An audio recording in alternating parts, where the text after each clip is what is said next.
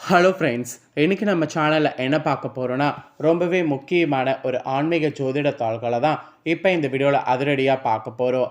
ஆன்மீக ஜோதிட தாள்களை அதிரடியாக பார்க்குறதுக்கு முன்னாடி எதை பற்றிய தாள்கள் அப்படிங்கிறத இன்ட்ரோ மூலிமா ஷேர் பண்ணுறேன்.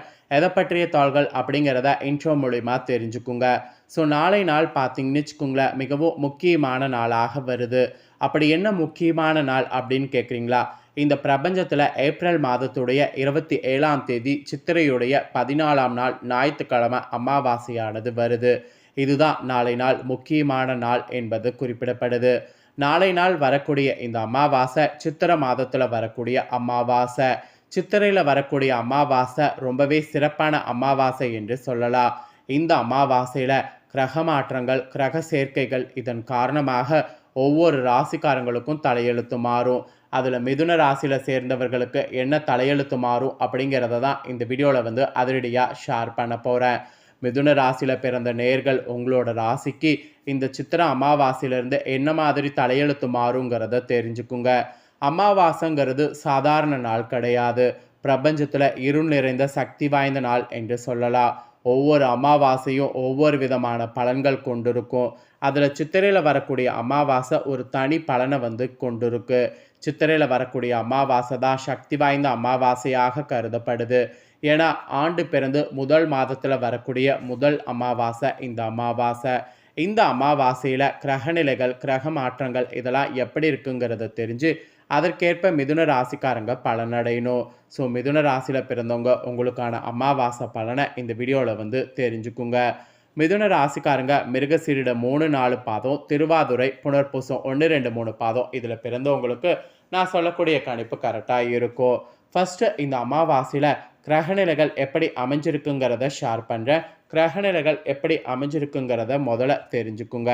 கிரகநிலைகளில் ராசியில் செவ்வாய், சுகஸ்தானத்தில் கேது, பாக்கியஸ்தானத்தில் புதன் சனி, தொழில் ஸ்தானத்தில் ராகு சுக்கிரன் சூரியன், லாபஸ்தானத்தில் சந்திரன், அயனசைன போகஸ்தானத்தில் குரு. இந்த மாதிரி கிரகநிலைகள் வள வரப்போகுது. கிரகநிலைகள் இப்படி வள வருவது மட்டும் இல்லாமல் கிரக மாற்றங்களானது ஏற்பட போகுது. கிரக மாற்றங்களில் அமாவாசைக்கு முன்னாடி 26ஆம் தேதி ராகு பகவான் தொழில் ஸ்தானத்திலிருந்து பாக்கியஸ்தானத்துக்கு மாறுறாரு. அதே 26ஆம் தேதி கேது பகவான் சுகஸ்தானத்திலிருந்து தைரிய வீரியஸ்தானத்துக்கு மாறுறாரு. அதுக்கப்புறம் ஏப்ரல் 30ஆம் தேதி கரெக்டாக அமாவாசை முடிந்ததுக்கு பின்னாடி புதன் பகவான் தொழில்ஸ்தானத்திலிருந்து லாபஸ்தானத்துக்கு மாறுறாரு. இந்த மாதிரி கிரக மாற்றங்கள்லாம் இருக்குது. இந்த கிரக மாற்றங்கள், கிரகநிலைகள் இதனோட அடிப்படையில் மிதுன ராசிக்காரங்க உங்களோட நட்சத்திரத்துக்கு ஏற்ப இந்த அமாவாசையிலேருந்து என்ன பலனை பெற போகிறீங்கிறத ஜோதிடர்கள் கணிச்சிருக்காங்க. அதை தான் இப்போ இந்த வீடியோவில் சொல்ல போகிறேன். மிதுன ராசிக்காரங்க மிருகசீரிடம் 3-4 பாதங்களில் பிறந்தவங்க வீடியோவை பாருங்கள். உங்களோட ராசி நட்சத்திரத்துக்கு என்ன மாதிரியான மாற்றங்கள் ஏற்பட போகுது அப்படிங்கிறத தெளிவாக இந்த வீடியோவில் தெரிஞ்சு பலன் பெறுங்க. ஆக்சுவலி இந்த மாதம் அமாவாசையிலிருந்து எதிலும் சாமர்த்தியமாக செயல்பட்டிங்கன்னா காரிய வெற்றி நீங்கள் பெறுவீங்க என்பது உங்களுக்கு உறுதியாக சொல்லப்பட்டிருக்கு. வீண் அலைச்சல்கள் உண்டாகும். வாக்குவன்மையால் ஆதாயமானது உங்களுக்கு உண்டாகும். ஆக்சுவலி தைரியமானது உங்களுக்கு அதிகரிக்கும். அதனால் எதையும் துணிஞ்சு செய்யணும் என்பது சொல்லப்பட்டிருக்கு. சகோதரர்களால் உங்களுக்கு நன்மை உண்டாகும். காரிய வெற்றிகள் உங்களுக்கு ஏற்படும். பணவரவு கூட உங்களுக்கு கூடும். எதிர்பாலினத்தரோடு பழகும்போது கவனமாக இருக்கணும். அது மட்டும்தான் உங்களுக்கு ஒரு எச்சரிக்கையாக சொல்லப்பட்டிருக்கு. மற்றபடி வேறு எதுவும் எச்சரிக்கையெல்லாம் உங்களுக்கு சொல்லப்படல. எதிர்ப்புகள்லாம் குறையும். ஸோ ஓரளவு நீங்கள் நினச்ச மாதிரியே நடக்கும். இது மிருகசீரிடம் 3-4 பாதங்களில் பிறந்த உங்களுக்கு சொல்லப்பட்டிருக்கு. நெக்ஸ்ட்டு திருவாதுரையில் பிறந்த மிதுன ராசிக்கு சொல்லப்பட்டிருக்கு. திருவாதுரையில் பிறந்த மிதுன ராசிக்கு என்ன சொல்லப்பட்டிருக்குன்னா, இந்த மாதம் அமாவாசைக்கு பிறகு கணவன் மனைவியாக இருக்கிறவங்களிடையே நெருக்கமானது அதிகரிக்க போகுது. மனவிட்டு பேசுவதன் மூலம் நன்மையானது உங்களுக்கு கிடைக்கும். அதனால் எதையுமே மனவிட்டு பேசுவது நன்மை என்பது குறிப்பிடப்படுது. உறவினர்களுடைய வருகையானது உங்களுக்கு இருக்கும். உறவினர்கள் வகையில் மனவிட்டு பேசுனீங்கன்னா அது உங்களுக்கு நன்மையாக இருக்குது. அவர்களிடம் நீங்கள் நன்மையாக பேசுனீங்கன்னா அதனால் உங்களுடைய உறவு வலுப்பெறும். ஸோ நிதானமாக பேசுவது நன்மை தரும். பிள்ளைகளிடம் கோபம் காட்டாமல் அன்பாக பேசுவது நல்லது. அப்போ தான் மகிழ்ச்சியானது உங்களுக்கு உண்டாகும். இல்லைனா மகிழ்ச்சி உங்களுக்கு உண்டாகாது. இது திருவாதிரையில் பிறந்த மிதுன ராசிக்காரங்களுக்கு இந்த அமாவாசைக்கு பிறகு நடக்கும் என்று சொல்லப்பட்ட விஷயங்கள்.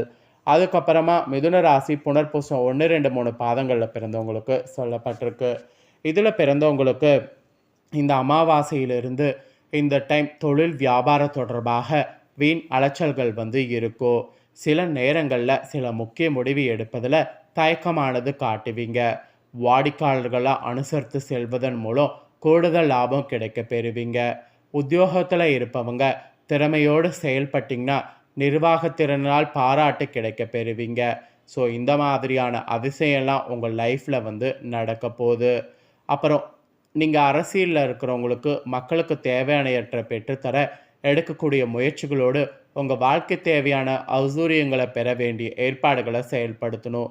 உங்கள் கோரிக்கைகள் முக்கியமானதாக கருதப்பட்டு உடனடியாக நிறைவேற்றப்படும். அப்புறம் மாணவர்கள், அறிவியல் தொழில்நுட்ப மாணவர்கள், ஆரம்ப நிலை மாணவர்கள் படிப்பில் இன்ட்ரெஸ்ட் காட்டினீங்கன்னா பெற்றோருக்கு நற்பெயர் வாங்கி தர முடியும். வக்கீல் தொழிலில் ஜூனியராக இருந்து பயிற்சி பெறக்கூடிய மாணவர்கள் தகுந்த சமயத்தில் சட்ட நுணுக்கங்களை அறிந்து அதற்கேற்ப செயல்படணும். அப்போ தான் வெற்றியானது உங்களுக்கு கிடைக்கும். பெண்கள் கூட நீங்கள் அரசு துறை மற்றும் தனியார் துறையில் பணிபுரியவர்களாக இருந்தீங்கன்னா மேல அதிகாரிகளுடைய பாராட்டுத்துக்களை பெற முடியும். திருமணமான பெண்கள்லாம் புத்திரதோஷ அமைப்பிற்குள் வருவதால் உரிய முறையில் பரிகாரம் செய்வது நல்லது. அதாவது அப்படி செய்தீங்கன்னா குழந்தை பாக்கியம் உங்களுக்கு கிடைக்கும். கலைத்துறையில் இருக்கிறவங்களுக்கு தொழில் வாய்ப்புகள் பெற்று வருமானம் அதிகரித்து வீடு மனை வாங்கக்கூடிய யோகம் பெற முடியும். கலைஞர்களாக உழைப்புக்கேற்ற ஊதியத்தை பெறுவதில் கண்ணும் கருத்துமாக செயல்படணும். இந்த மாதிரி பல மாற்றங்கள் உங்களோட வாழ்க்கையில் ஏற்பட போகுது.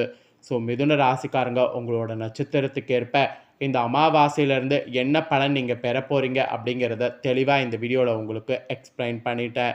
எக்ஸ்பிளைன் பண்ண பலனை தெளிவாக தெரிஞ்சிருப்பீங்க. ஸோ தெரிஞ்சதுக்கேற்ப நடந்து பயன் பெறுங்க. நெக்ஸ்ட்டு இந்த சித்திர அமாவாசையில் அன்னைக்கு மறந்தும் இந்த தவறுகளை செய்யாதீங்க என்று சில நுணுக்கமான விஷயங்கள் உங்களுக்கு சொல்லப்பட்டிருக்கு. அது என்னங்கிறத இப்போ நான் உங்களுக்கு ஷேர் பண்ணுறேன். அது என்னங்கிறத தெளிவாக இந்த வீடியோவில் தெரிஞ்சு பயன் பெறுங்க. சித்திரை மாதத்துடைய அமாவாசை தான் சித்திர அமாவாசை என்று சொல்லப்படுது. இந்த அமாவாசை தினத்தில் விரதம் இருந்து படைத்து எழுத்தண்ணீர் இருப்பது நமது பித்ருக்களை திருப்திப்படுத்தும். ஆனால் அமாவாசையில் சில காரியங்களை செய்யக்கூடாது என்பது சாஸ்திரங்களில் கூறப்படுது. அமாவாசைங்கிறது பார்த்திங்கன்னு வச்சுக்கோங்களேன், ரொம்ப சிறப்பான நாள். அதனால தான் சொல்லப்படுது. மாதத்தின் அனைத்து நாட்களுமே அதிகாலையில் வீட்டை சுத்தம் செய்து வாசலில் கோலமிட்டு விளக்கேற்றி வழிபடுவது சிறப்பான பலன்களை தரும். ஆனால் அமாவாசை அன்று வீட்டு வாசலில் கோலம் போடக்கூடாது என்கிறாங்க பெரியவங்க. அமாவாசை தினத்தில் பித்ருக்களுக்கு தர்ப்பணம் செய்து காகங்களுக்கு அன்னமிட்ட பின் வாசலில் கோலமிடுவது தவறு இல்லை. அல்லது அன்றைய தினம் முழுவதுமே வாசலில் கோலம் போடாமல் இருக்கணும் என்பது உங்கள் ராசிக்கு ஒரு எச்சரிக்கையாக சொல்லப்பட்டிருக்கு.